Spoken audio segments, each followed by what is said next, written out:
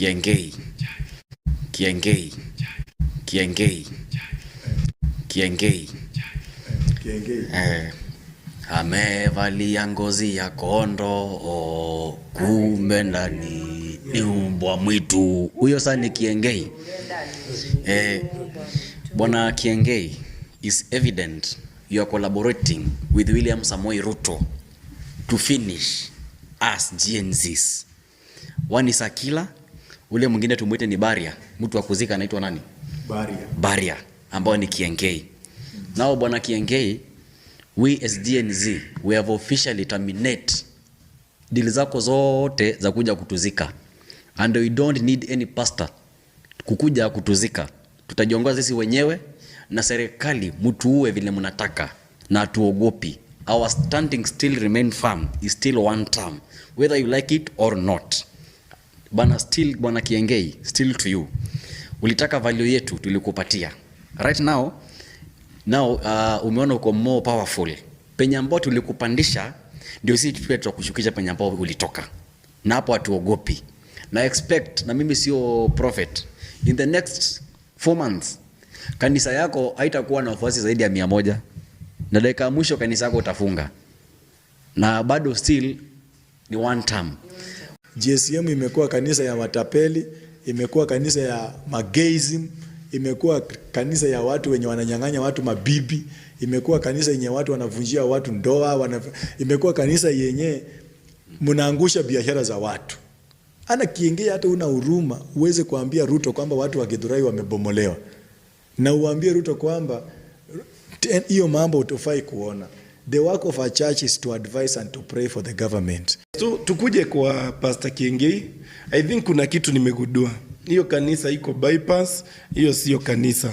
Hilo ni bunge la wananchi bypass, na tungeomba hiyo kanisa tuweze kupewa, tufungue branch bunge la wananchi bypass. Bunge la wananchi tunakaribishanga kila mtu. Wauaji, kila mtu, unaelewa, wezi, masaitani wanakuja wakitulemea na mapepo tunawarudisha kwao. Lakini tunajua kanisani ni mahali ambapo panafaa kutumika vizuri. Mahali patakatifu. Sio mahali pa kueneza uongo. Sio mahali pa kutaka kitu zaidi. Sio mahali pa kujitajirisha.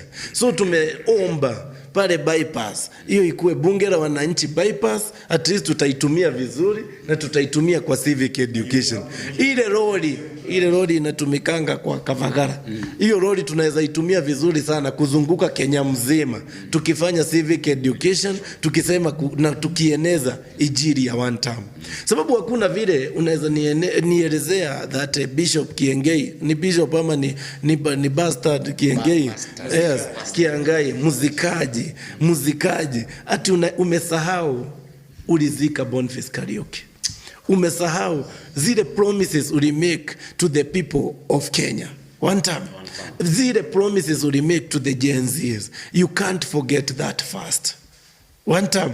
Na hata hapa bunge huwa tusahau haraka hivyo. Huwa tunajikumbusha kila wakati. Tunajikumbusha juu ya Albert vile alifanyiwa bado ni one time.